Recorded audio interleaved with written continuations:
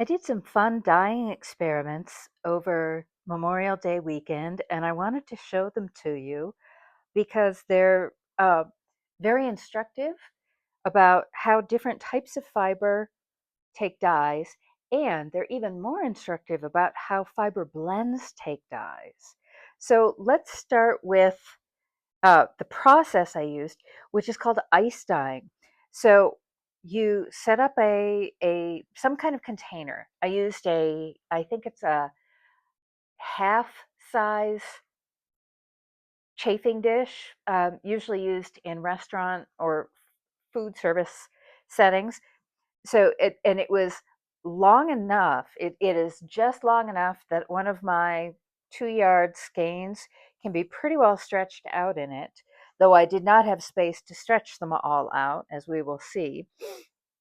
Then you put a rack in it, and I have old baking racks, just cookie cooling racks that went um, inside the big container.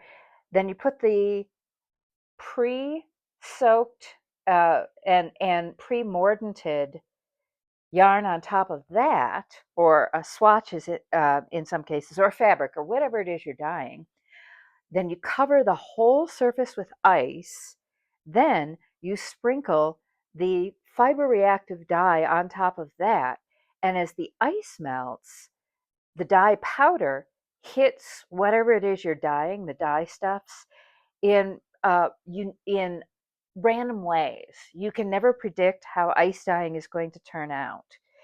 And then you just let the ice melt. And after the ice melts completely, you batch the dye stuffs. You put them in seal. You put them in plastic bags, or you just let them sit overnight. I just let them sit for about 24 hours, and then you rinse and rinse and rinse. And when you think you can't rinse out any more dye, it there's still more to come out.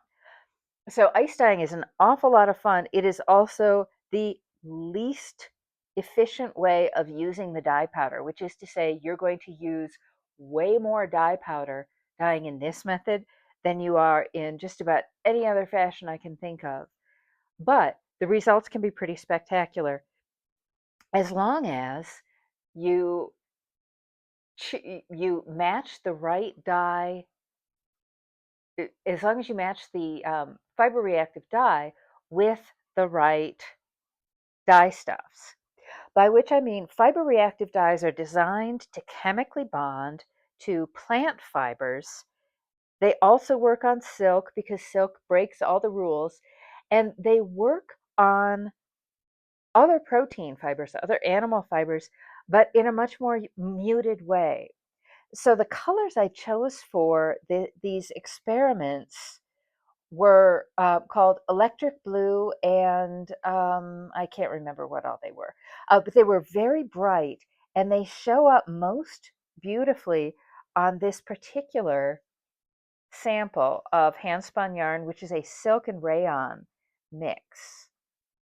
And the color is pretty consistent. It's hard for you to see in this not terribly well lit kitchen of mine, um, how different the three colors were, and they were all shades of blue because favorite color, yeah, yeah, yeah.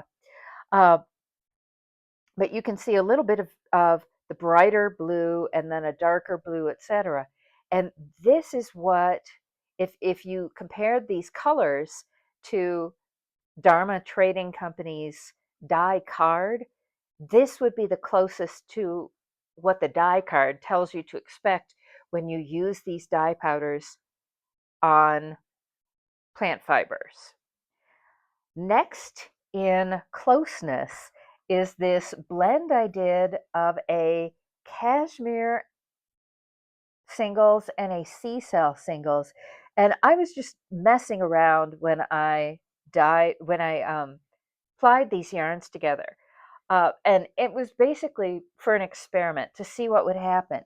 And what you see when you look really, really closely is that the sea cell, which again is a plant fiber, it's based off algae or kelp or seaweed or something like that, is that the sea cell picked up the color just like you would expect a plant fiber to, and the cashmere picked up a much more muted version of it, which actually to me looks really, really beautiful. And I made enough of this yarn. I don't know how much at the moment, but I made enough of this yarn that I'll probably be able to do something really fun with it, like a color patterned yoke on a circular yoke sweater, a color work yoke. And it's just really fun in to my way of thinking. Other experiments I did. I had a commercial yarn that unfortunately is no longer available, and I'm really regretting that I didn't buy twice as much of it. Uh, that is a combination of llama and I think tencel or lyocell, both of which are rayon based. They are plant based. And I bought it as an experiment just to see how this yarn would dye. And because this is a swatch as opposed to strands of yarn in a skein, you can really start to see how the ice dyeing with 3 different shades of blue had this random effect. And as I've just taken delivery of more ice dyeing colors, Dharma has put together some amazing color combinations in what they call splits for ice dyeing, which is the pigment colors uh, in powder form are designed to break in a certain way. So the reds and purples that, when mixed in a solution, make a purple, in ice dyeing will create a sort of constellation-y effect. And I'm going to absolutely positively weave up some fabrics out of just plain old cotton or cotton linen and then do some ice dyeing on those fabrics. And I think I'll get a similar kind of effect.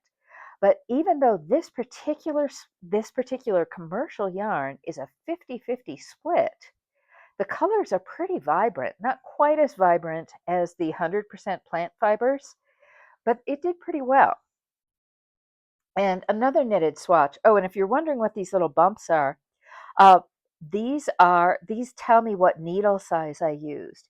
So if I use a size 6 needle on part of a swatch and a size 4 needle on another part of the swatch, somewhere in the swatch I knit 4 purl stitches or 6 purl stitches or whatever it is, so that I don't have to wonder later what happened, what needle I used to make my swatch.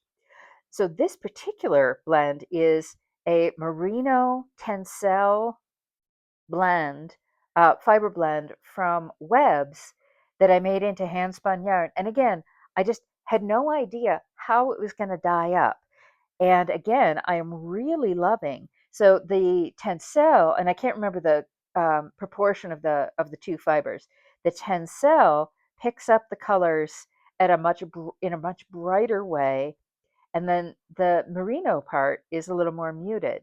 And it is impossible at this exact moment to tell if the more muted parts are because of this ice dyeing method or because of the way the 2 different fibers, the plant and the animal fibers, were blended in this commercial top.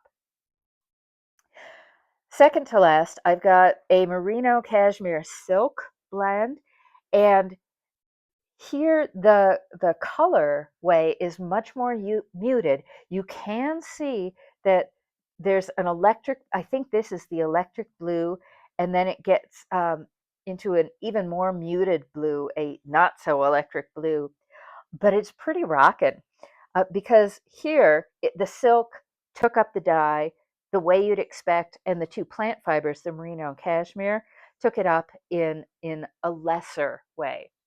And finally, when I was going through my stash and reorganizing in my stationing, I came across a skein of handspun, and I still really can't believe that it's my handspun because it looks way too consistent across the skein. But maybe I was having a good day. I have no idea what this fiber was. I knew it was some kind of animal fiber, but that was all I knew. And I just tossed it in the ice bath, the ice dyeing configuration with everything else. And you can see in a couple places the dye actually did not take it all. I had not sprinkled enough dye in this portion, or I hadn't sprinkled enough of the dye powder for it to stick at all. But this is a much more muted color compared to the brightness and depth of the silk and rayon blend. So yes, fiber reactive dyes will work on animal fibers. They just won't be nearly as vivid. And sometimes that's what you want, so it's okay. But it was a very fun experiment. I had a blast just setting everything up, sprinkling on the dye powder while wearing my mask. It is vital to prevent the loose dye powder from flying around. And then after I sprinkled the dye powder, I actually poured water over it so that it wasn't just because I used a ton of dye powder. I did not want any loose dye powder flying around in my living space around my cats, and just let it sit. Dharma Trading Company has lots of information and lots of inspiration and lots of fabulous colors that you can try. If you mix up colors from very different color families, you get very different effects. The fact that I used 3 blues meant I was going to have a more homogeneous output in the end. But it was great fun, and I highly recommend that you try ice dyeing on t-shirts or yarn or quilting fabric or whatever else you can get your mitts on, just because it's a blast. And there's just no way to predict, and there's no way to accurately repeat the results you get. So if you set up 4 dye baths, they're all going to come out slightly differently, even if you use the same kind of dye stuff to dye. So that's ice dyeing.